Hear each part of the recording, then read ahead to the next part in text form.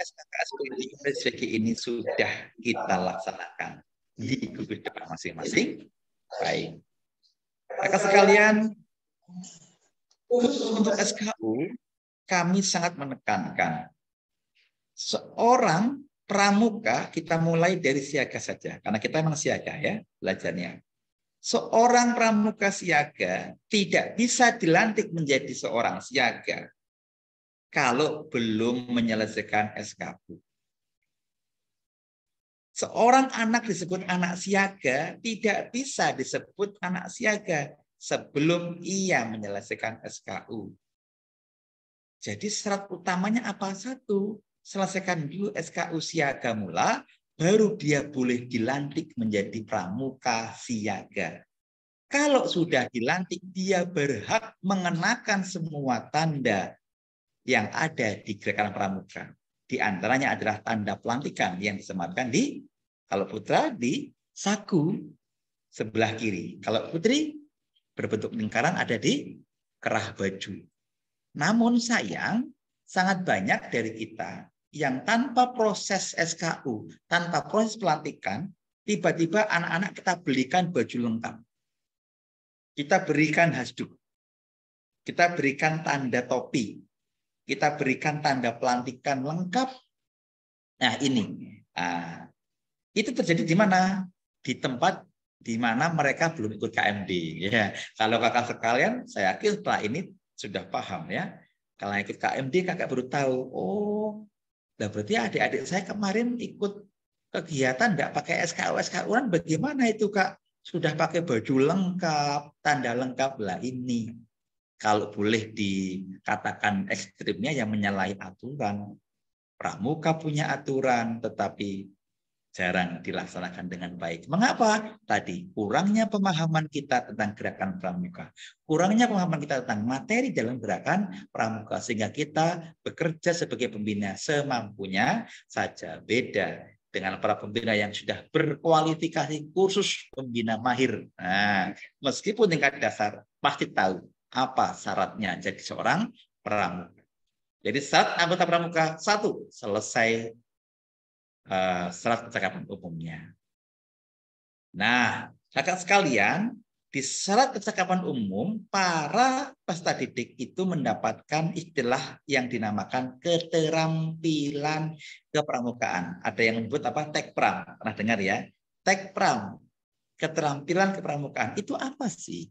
Tekpram ya ini, kali temali, membaca peta, simapur, morse, kompas, kemampuan dia berenang, kemampuan bersepeda, kemampuan bermain gitar, bernyanyi, hiking, fotografi. Itu keterampilan pramukaan. Apa ada di pramuka? Banyak sekali kakak sekalian, ya, sangat-sangat banyak. Bahkan jarang sekali anggota pramuka yang berhasil menyelesaikan keterampilan pramukaan yang ada. Tetapi apakah wajib? Tidak. Keterampilan kepramukaan itu sesuai dengan kemampuannya masing-masing. Khususnya apa? Di SKK. Kalau SKU tadi apa? Wajib. Kalau SKK, tambahan. Ya, SPG bagi yang mampu. Wah, tanya begitu, urutan apa ini? Step by step-nya atau tangga ya. Kita lanjutkan. Bagaimana kita bisa menanamkan materi, menyampaikan materi SKU, bisa menyampaikan materi SKK, bisa menyampaikan keterampilan kepramukaan. Prosesnya melalui apa kakak sekalian? Prosesnya adalah ini kakak. Teknik kepramukaan. Jadi seorang anggota pramuka untuk bisa mengajar, untuk bisa membina, untuk bisa membawa peserta didiknya mencapai penyelesaian SKU, SKK, SPG, ada tekniknya. Namanya apa? Teknik kepramukaan. Teknik kepramukaan, kalau di siaga kita mengenal kegiatan pertemuan siaga. Pertemuan siaga apa saja? Ada latihan rutin, ada yang tiap Jumat sore karena Jumatnya itu berangkatnya pulangnya Gasi gitu ya. Ada yang Sabtu, ada yang Senin, bebas. Pertemuan latihan rutin ini diagendakan oleh pembina dan peserta didik, kesepakatan. Ya, oke. Yang kedua ada pesta siaga. Ada persari, perkemahan siang hari. Ada pentas seni. Ada dharma wisata. Ya, masih juga ada lagi bazar siaga. Ada karnaval loh, senang sekali. Jadi temuan teknik kepramukaan banyak sekali. Lu Kak, kaitannya bazar siaga dengan SKU Kak? Apa kaitannya karnaval dengan SKU Kak? Apa kaitannya pentas seni dengan SKU Kak? Udah banyak sekali. Jadi kakak sekalian, tidak semua uji SKU itu dilaksanakan dalam kegiatan latihan rutin. Kita bisa melaksanakan saat persari, perkemahan siang hari. Ada juga mengatakan perkemahan satu hari, yang betul siang hari ya. Jadi posisinya ketika kita melaksanakan perkemahan siang hari, karena siaga itu nggak boleh sampai malam, ya hanya ada di siang itu, maka di sana kita uji SKU. Nah, di sana kita sampaikan uji SKK. Siapa yang bisa masak? Yuk coba lihat masaknya. Dapat TKK masak, ya. Siapa yang bisa menjahit kancing bajunya sendiri? Siapa yang bisa melipat baju? Nah, di sana SKU, SKK bisa diselesaikan. Tidak hanya dalam bentuk latihan rutin. Teknik yang diperlukan adalah tadi. Seorang pembina tahu pertemuan siaga itu pada jam. Di Penggalang ada Jamburi, di Penegak ada Raimuna, di Pandega ada PW, dan sebagainya. Itu silakan sesuai dengan tingkatan masing-masing. Khusus siaga, semuanya asik, ya, tidak ada yang sulit. Jadi SKU pasti selesai kalau kakak suka memvariasi teknik kepramukaannya. Baik kakak sekalian. Sebelum saya lanjutkan, kita akan diskusi dulu dengan beberapa peserta. Ya, sebelumnya saya stop dulu screen-nya. Silakan kakak sekalian, sebelum saya lanjutkan ke materi selanjutnya, silakan kakak bertanya atau bercerita tentang kehidupan kepramukaan di tempat kakak. Apakah sudah pelaksanaan SKU dilaksanakan dengan baik? Apakah di sana sudah ada pemahaman tentang apa itu pramuka, gerakan pramuka, ya, pendidikan pramukaan, dan bagaimana yang terjadi kegiatan-kegiatan dalam keseharian kakak berlatih pramuka. Karena ini sangat fundamental. Karena ini sangat mendasar. Jangan sampai terkait dengan tujuan gerakan pramuka kakak belum tahu. Tentang pentingnya SKU kakak belum tahu. Kami persilakan jika ada pertanyaan, silakan panitia mencatat nama dan nomor urutnya. Silakan. Ya, silakan Kak Fitriski, ya, Sena, Kak. Seon, dan Senia. Betul? Oh, bukan. Ya, Kak. Silakan. D37, panitia bisa mencatat ya.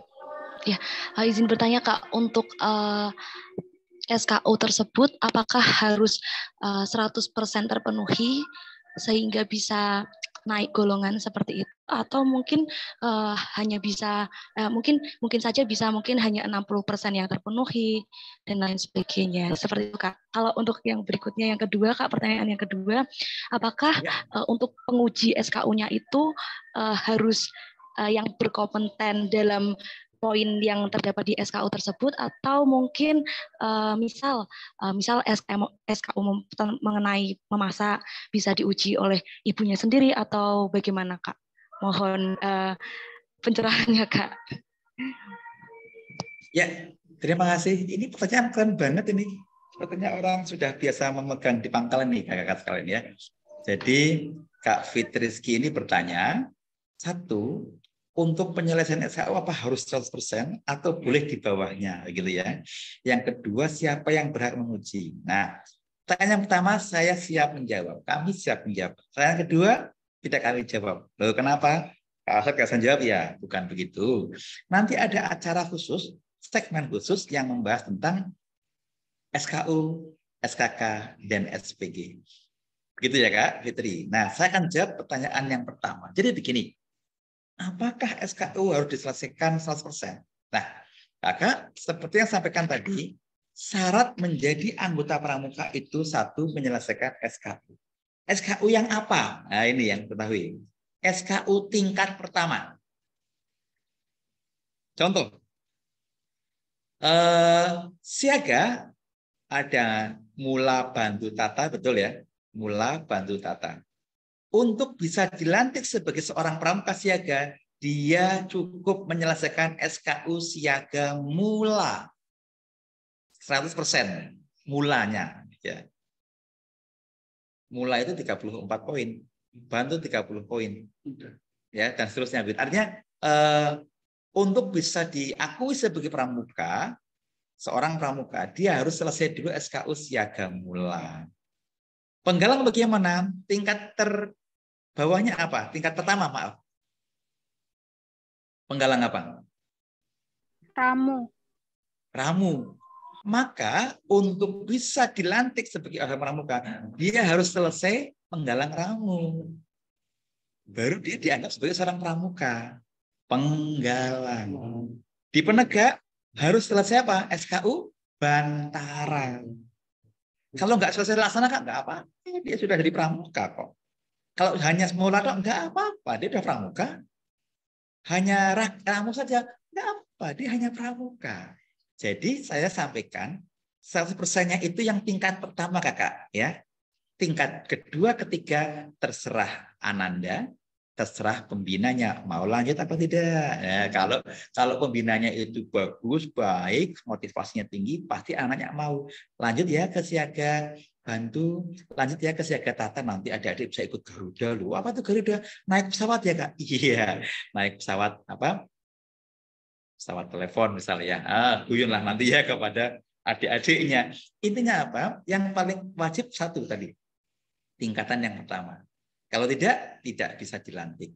Tidak bisa disebut pramuka. Begitu Kakak? Bisa dipahami nggih? Kak Fitri, saya kembalikan. Apakah sudah cukup jelas atau ada yang ditanyakan lagi?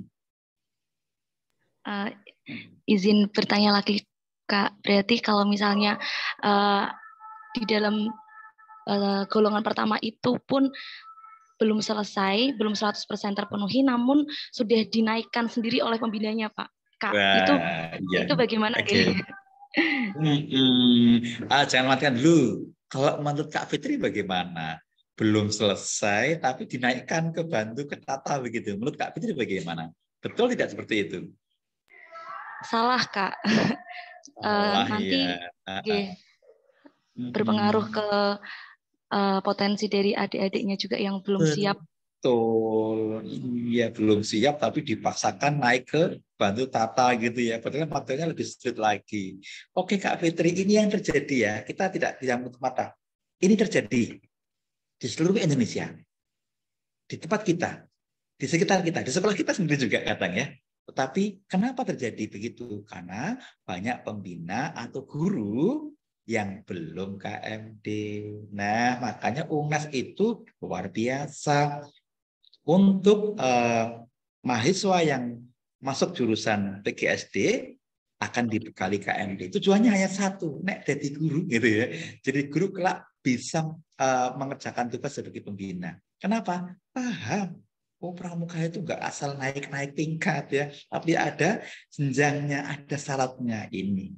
Manfaat dari ikut KMD. Kakak nanti selesai itu langsung paham.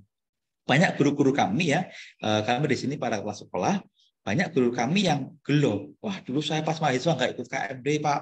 Sekarang nggak mudeng pramuka bagaimana? Nah, gelo toh. Di pas mahasiswa rak gelem sinau pramuka, dulu pasti gitu. Jadi pada kecewa. Akhirnya apa? Mereka sekarang banyak ikut KMD, tapi dengan kondisi yang sudah bekerja. Kalau adik-adik, kakak sekalian, lumayan ini. Apalagi ini daring ya di rumah. Yang penting ikuti materinya, insya Allah dapat ilmu bermanfaat.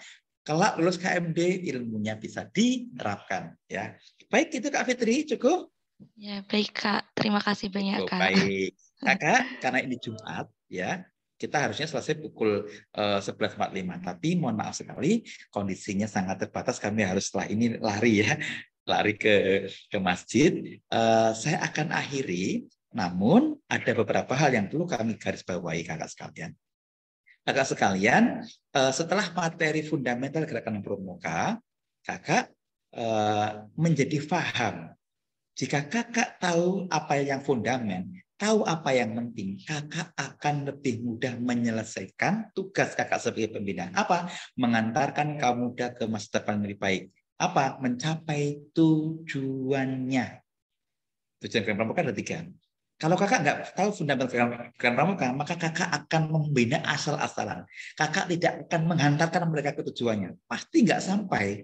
Kenapa? Alurnya nggak diikuti. Mereka gagal di tengah jalan, itu siapa? Salahnya kita. Jadi fundamental gerakan pramuka, kita tahu tadi pengertian, tahu tujuan gerakan pramuka, tahu syarat sebagai pramuka, selesai. Kita sedikit paham tentang pramuka. Begitu Kak sekalian.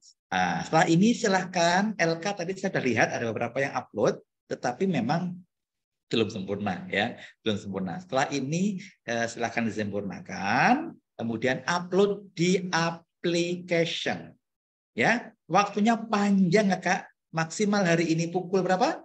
23 lebih 59. Sebenarnya waduh lebih 2 hari ya, gitu ya. 23 lebih 59. Begitu kakak-kakak sekalian peserta KMD yang berbahagia. Terima kasih bagi yang sudah on terus dari tadi untuk mengikuti materi ini, dan izin saya akan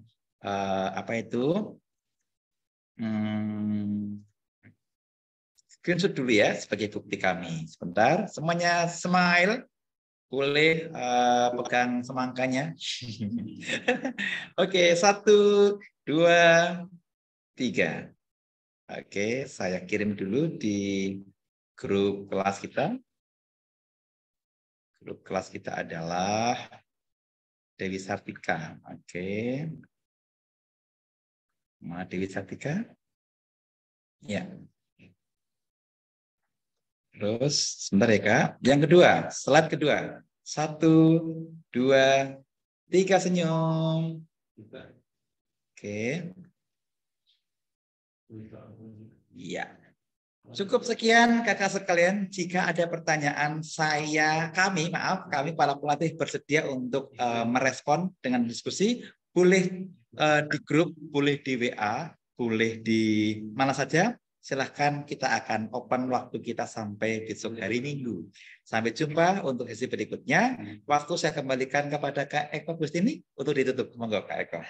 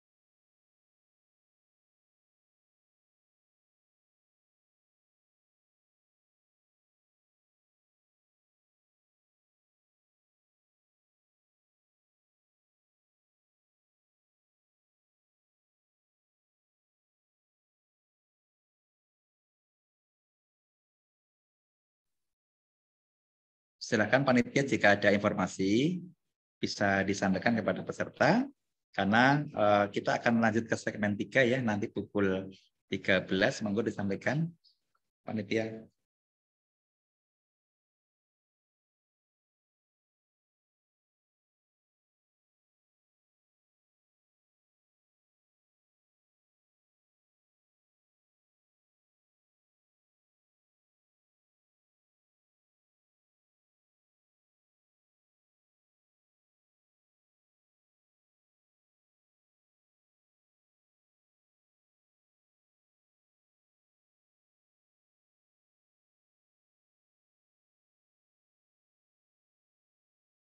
Ya, Baik kakak sekalian, terakhir ya sebelumnya. Setelah ini silahkan live meeting. Jangan lupa tugasnya diperbaiki. Nanti segera upload di application. Masih panjang sebenarnya, tapi kalau segera kakak tidak menunda-nunda, maka kakak akan cepat dapat nilainya feedback dari kami besok pagi. Kemudian setelah ini kakak akan unduh materi di LK3 ya, segmen berikutnya di PDKMK.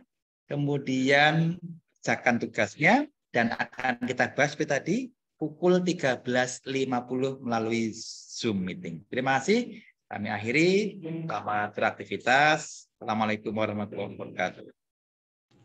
Waalaikumsalam warahmatullahi wabarakatuh. Terima kasih. Terima kasih, Pak.